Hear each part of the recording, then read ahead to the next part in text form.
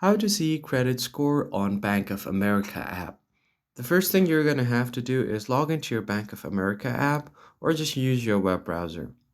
Now, once you are logged in from here, what you can do is you'll land on the accounts page where you'll be able to see your balance, your banking, and your credit card option. The next step is to head over to the dashboard option right beside your account option. Just tap on it.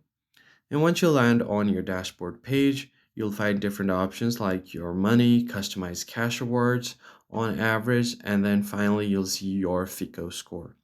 Just tap on the score option and you'll be able to see your credit score right here. So Bank of America uses TransUnion to evaluate your credit score. Other sites can use other different credit bureaus.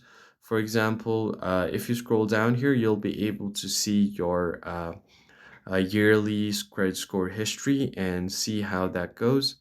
And other sites like Chime, they use Experian for your credit score calculation.